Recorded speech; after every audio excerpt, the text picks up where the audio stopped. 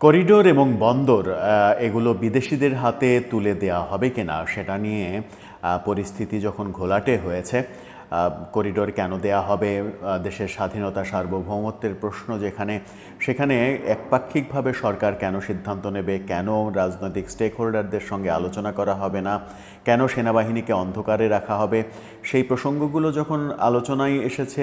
বন্দর কেন বিদেশিদের হাতে তুলে দেওয়া হবে, সেই বাস্তবতায় যখন পরিস্থিতি উত্তপ্ত হয়েছে এবং প্রধান উপদেষ্টা পদত্যাগের প্রসঙ্গ পর্যন্ত সামনে নিয়ে এসেছেন এবং তারই বাস্তবতায় দলগুলোর সঙ্গে আমরা বৈঠক দেখছি প্রধান উপদেষ্টার, ঠিক সেই সময় প্রধান উপদেষ্টার প্রেস সেক্রেটারি শফিকুল আলম আবারও এটা নিয়ে কথা বললেন এবং তিনি শিরোনামে যেটা বোঝা যায় যে তিনি বললেন বন্দর সরকার কাউকে দেবে না, অর্থাৎ চট্টগ্রাম বন্দর সরকার বিদেশিদের হাতে দিচ্ছে না। এটুকুতেই যদি স্বস্তি পাওয়া যেত তাহলে ভালোই হতো, কিন্তু প্রধান উপদেষ্টার প্রেস সেক্রেটারি তিনি যে খুব একটা ঠিকঠাক মতো কথা বলেন কিংবা এখন এক কথা বলছেন পরক্ষণে সেই একই কথা বলেন, তেমনটা আমরা দেখিনি। যেমন এই কথার মধ্যে, প্রধান উপদেষ্টার প্রেস সচিবের এই কথার মধ্যেই আমরা অনেকখানি দ্বিচারিতা দেখলাম এবং আদতেও বোঝাটা মুশকিল যে বন্দর সরকার বিদেশিদের হাতে দিচ্ছে কি দিচ্ছে না। যখন এই ধরনের কথাবার্তা তিনি বলছেন তখন একটা প্রশ্ন উঠেছে তার সম্পর্কে, যে তিনি প্রধান উপদেষ্টার প্রেস সেক্রেটারি নাকি সরকারের মুখপাত্র। বন্দর দেয়া হবে কি হবে না এটা তো সরকারের সিদ্ধান্ত, সরকারের মুখপাত্র এটা বলতে পারেন, কিন্তু আমরা তো জানি শফিকুল আলম প্রধান উপদেষ্টার প্রেস সেক্রেটারি। প্রধান উপদেষ্টার প্রেস সেক্রেটারির কাজ কি? প্রধান উপদেষ্টার বার্তাগুলো প্রধান উপদেষ্টা সরাসরি দিচ্ছেন না, সেই বার্তাগুলো প্রধান উপদেষ্টার বিভিন্ন কার্যক্রম, যেমন এই যে রাজনৈতিক দলগুলোর সঙ্গে তিনি মিটিং করছেন, ব্যক্তি প্রধান উপদেষ্টা অর্থাৎ প্রধান উপদেষ্টা পদের যে বার্তাগুলো, সেই বার্তাগুলো গণমাধ্যমে দেয়া এবং সেগুলো নিয়ে কথা বলা, তার ব্যক্তিগত কোনো মতামত দেওয়ার প্রসঙ্গ নেই। আর সরকারের মুখপাত্র হলে সরকারের সব বিষয়ে কথা বলবেন, সব বিষয়ে সরকারের তথ্যমন্ত্রীর মতো।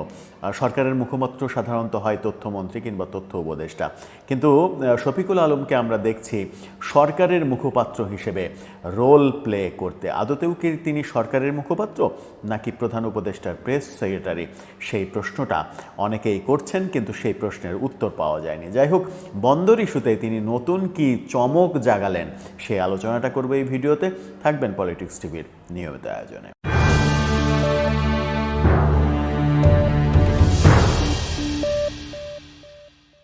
দর্শক, পলিটিক্স টিভির নিয়মিত ভিডিওগুলো স্পন্সর করছে প্রজাপতি.টিভি, নতুন ওটিটি প্ল্যাটফর্ম। আপনারা চাইলে ইউটিউবে, ফেসবুকে, ইনস্টাগ্রামে, টিকটকে দেখে নিতে পারেন। ডেসক্রিপশন বক্সে লিঙ্ক দেওয়া থাকবে, সেখান থেকেও আপনারা দেখে নিতে পারেন প্রজাপতির কার্যক্রম। চলে যাচ্ছি মূল ভিডিওতে। বলছিলাম প্রধান উপদেষ্টার প্রেস সেক্রেটারি তিনি নতুন একটি বাণী দিয়েছেন। সেই বাণী হচ্ছে চট্টগ্রাম বন্দর কাউকে দিচ্ছে না সরকার। সেরকমই শিরোনাম করেছে ঢাকা ট্রিবিউন, আপনারা দেখে নিতে পারেন শিরোনামটা। সেই শিরোনামের অন্তরালে ভেতরে গেলে যেটা বোঝা যায় সেটা হচ্ছে যে শিরোনামের সঙ্গে ভেতরের বাস্তবতা আসলে মেলে না। প্রেস সেক্রেটারির একবার এক কথা আর একবার আর এক কথা, সেরকমটাই মনে হয়। একবার বলছেন তিনি বন্দর সরকার কাউকে দেবে না, আবার বলছেন বন্দর ব্যবস্থাপনার জন্য ভালো মানুষ দরকার, বিদেশি বিনিয়োগ দরকার, এই জন্য বিদেশিদের দরকার, সেই চেষ্টা আমরা করছি। তার মানে কোনটা আসলে ঠিক হিসেবে আমরা ধরে নেব? তিনি বলছেন যে রাজধানীর একটি হোটেলে ক্যাপিটাল মার্কেট সাংবাদিক ফোরাম আয়োজিত এক অনুষ্ঠানে তিনি বলেছেন যে বিশ্বের সবচেয়ে বড় কোম্পানিগুলো যেন চট্টগ্রাম বন্দরকে ম্যানেজ করতে পারে, আমরা তা চাচ্ছি। একবার বলছেন বন্দর কাউকে দিচ্ছে না, আবার বলছেন যে বিশ্বের বড় কোম্পানিগুলো যেন চট্টগ্রাম বন্দরকে ম্যানেজ করতে পারে, তা আমরা চাচ্ছি। আমরা চাই টার্মিনালে যেন তারা বিনিয়োগ করেন, ম্যানেজ করেন।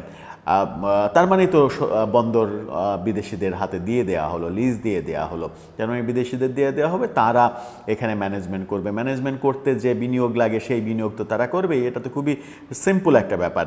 তিনি বলেছেন ইতিমধ্যে বিদেশি বিনিয়োগকারীদের কাছ থেকে আশ্বাস পেয়েছি, তারা $3 বিলিয়ন বিনিয়োগ করবে বলে প্রতিশ্রুতি দিয়েছে। এই আশ্বাস তো গত 9 মাস 9.5 মাস ধরে আমরা শুনছি যে বিদেশি বিনিয়োগ হাজার হাজার কোটি টাকা, হাজার হাজার মিলিয়ন বিলিয়ন এগুলো আসছেই এমনকি ঘটা করে লোক দেখানো বিনিয়োগ সম্মেলনও করা হলো বিদেশি বিনিয়োগকারীদের এনে, সেটা নিয়েও যথেষ্ট বিতর্ক হয়েছে, কিন্তু সেখান থেকে 1 পয়সারও বিনিয়োগ কিন্তু আসেনি। গত 9-9.5 মাসে বলা হয় যে 72% বিনিয়োগ বাংলাদেশে কমেছে। তাহলে এত আশার আলো দেখানো হচ্ছে, এই আশার আলোর মানে দেখানোর প্রেক্ষিতে যে বাস্তবতা, আসল বাস্তবতা কি? আসল বাস্তবতা দেখছি আমরা যে বিনিয়োগ কমে যাচ্ছে। তিনি বলেছেন চট্টগ্রাম বন্দরের সক্ষমতা লেভেল এগিয়ে নিতে পারলে বাংলাদেশের অর্থনীতিতে এর একটি মাল্টিপ্লেয়ার এফেক্ট হবে।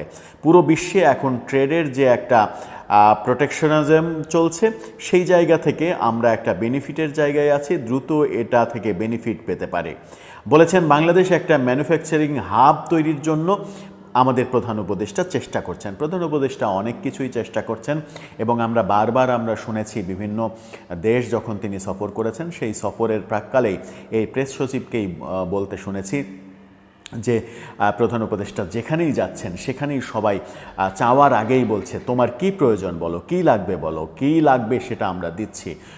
এই কথাগুলোই, এই মানে চমক জাগানো কথাগুলোই আমরা শুনে আসছি, কিন্তু বাংলাদেশকে কোনো প্রাপ্তির দিক থেকে লাভবান হতে আমরা দেখিনি, এখন পর্যন্ত কোনো বিনিয়োগ দেখিনি। তার মানে হচ্ছে যে একেবারে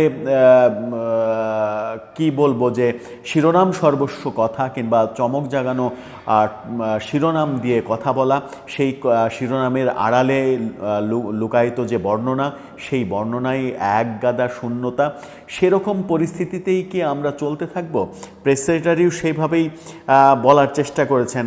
তিনি আবার শেখ হাসিনাকে নিয়েও কথা বলেছেন। শেখ হাসিনার সময় 100টি ইকোনমিক জোন করা হয়েছিল, সেই জোনগুলো পড়ে আছে, কেউ আসছে না।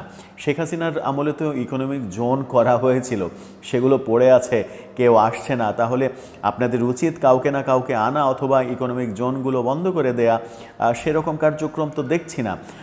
আমরা প্রত্যাশায় বুক বেঁধেছিলাম যে প্রফেসর ইউনূস বিশ্ববরেণ্য মানুষ, তিনি পৃথিবীর যেখানেই যাবেন পৃথিবীর সেই প্রান্তের মানুষই কিংবা বিনিয়োগকারীরাই বাংলাদেশের দিকে হাত প্রসারিত করবে, এত আসবে যে বাংলাদেশ আসলে রাখার জায়গা পাবে না। কিন্তু বাস্তবতাটা একেবারে উল্টো।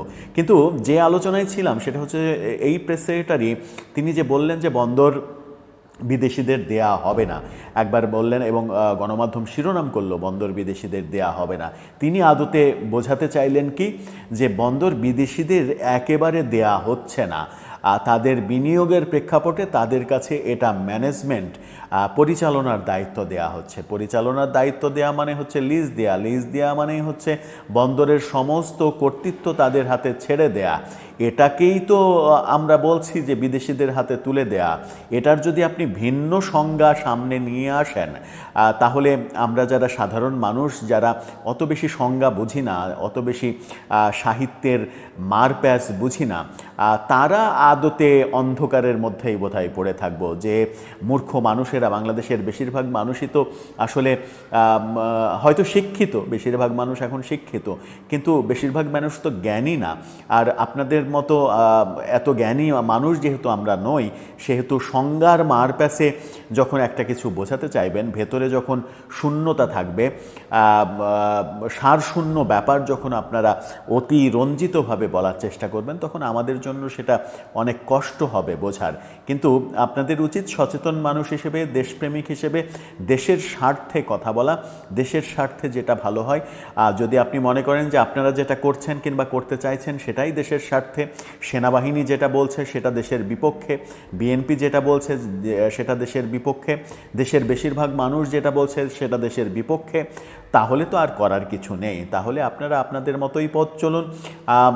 জনগণ সিদ্ধান্ত নেবে আপনাদের ব্যাপারে, জনগণ তাদের সিদ্ধান্ত কি জানায় সেটার জন্য অপেক্ষা করতে হবে। দর্শক, আপনার কি মনে হয় এই যে মোটামুটি গোজামিল দেয়া সংজ্ঞা সামনে নিয়ে আসা, এর মাধ্যমে এক ধরনের আগের অবস্থানেই অটুট সরকার, এমনটিই কি বোঝালেন না এই প্রেস সেক্রেটারি শফিকুল আলম?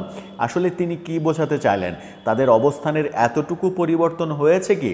কদিন পরে তো আবার শোনা যাবে যে করিডোর দেয়া হচ্ছে। এখন চ্যানেলের কথা বলা হচ্ছে, কদিন পরে সরাসরি বলা হবে যে করিডোর দেওয়ার ব্যাপারে সরকার এখনও তার মতেই রয়েছে। সব কিছুতেই যেমন নির্বাচনের ব্যাপারে জুনের মধ্যেই হবে, 30শে জুন পার হবে না, ওই এক কথা প্রধান উপদেষ্টা এক কথার মানুষ, ওই একই কথা আমরা শুনে যাচ্ছি। বন্দরের ব্যাপারে একই কথা শুনে যাচ্ছি। তাহলে এই যে উদ্ভূত পরিস্থিতি তৈরি হলো, প্রধান উপদেষ্টা পদত্যাগ পর্যন্ত করতে চাইলেন, তাহলে এই পরিস্থিতি তৈরি হওয়ার প্রেক্ষাপটে আদতে সরকার এর থেকে কি শিক্ষা নিল, কি অর্জন করলো, কি পরিবর্তন হলো, প্রশ্নগুলো কিন্তু সামনে এসেই যায়। দর্শক, আপনার মতামত জানিয়ে লিখতে পারেন আমাদের কমেন্ট বক্সে।